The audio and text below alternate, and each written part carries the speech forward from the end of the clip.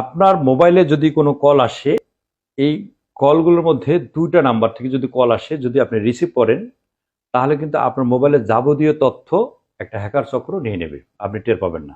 ২টা নাম্বার থেকে যদি ফোন আসে, এই ফোন দুটি রিসিভ করবেন। যদি রিসিভ করেন, সেক্ষেত্রে আপনার মোবাইলে যে কত দিয়ে লক করছেন, ৪ সংখ্যা বা ৬ সংখ্যা দিয়ে লক করছেন, সেটাই লকটা তারা জেনে যাবে। ইভেন আপনার মোবাইলে যদি প্যাটার্ন লক থাকে, সেটাও তারা জেনে যাবে। কত দিয়ে প্যাটার্ন, কি প্যাটার্ন করেছেন, সেটাও তারা জেনে যাবে।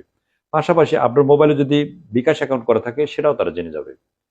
আপনার মোবাইলে যদি নগদ অ্যাকাউন্ট করা থাকে, সেটাও জেনে যাবে। আপনার মোবাইলে যদি উপায়ের অ্যাকাউন্ট থাকে, সেটাও তারা নিয়ে নেবে। অর্থাৎ আপনার মোবাইলে যদি ব্যাংকিং কোনো অ্যাকাউন্ট থাকে, তারা এমনিতেই তারা নিয়ে, যদি ফোনটা রিসিভ করেন, তাতেই তারা নিয়ে যাবে। আপনার মোবাইল থেকে যে অনেক সময় বলে যে আপনার একটা পিন নাম্বারটা কত, পিন নাম্বার বলেন, পিন নাম্বার আর বলা লাগবে না, শুধু ফোন রিসিভ করলেই তারা নিয়ে নেবে।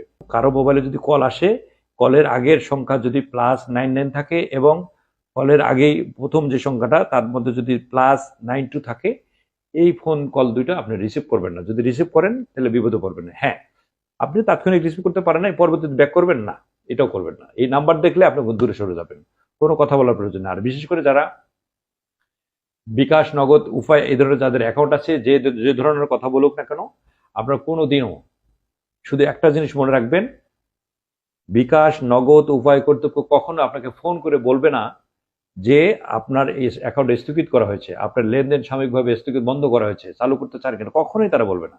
কখনোই ফোন করবে না তারা। অর্থাৎ কথা বলতে বলতে আপনাকে এঙ্গেজ করে ফেলবে।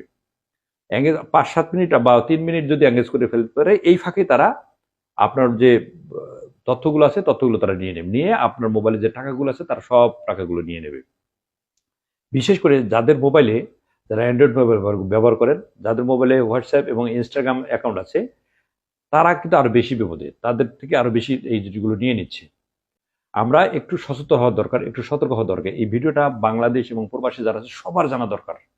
প্রত্যেকটা লোকের জানার দরকার যে কোন ফোন থেকে কল আসলে, মানে কোন কল থেকে কল আসলে এই কলটা রিসিভ করা যাবে না, এটা সবারই জানা দরকার। এই প্রতারক চক্রের হাত থেকে বাঁচতে গেলে আমাদের একটু সতর্ক থাকতে হবে। যে নাম্বার থেকে ফোন আসলে, কল আসলে আপনি রিসিভ করবেন না, প্রচুর শেয়ার করা দরকার, প্রচুর জানাজানি করা দরকার। নতুন এই হ্যাকার চক্রের হাত থেকে আমাদেরকে বাঁচার জন্য একটু সতর্ক থাকা দরকার, একটু সচেতন হওয়া দরকার। আমি যদি একটু সতর্ক থাকি, একটু সচেতন থাকি, নিরাপদ থাকতে পারবো।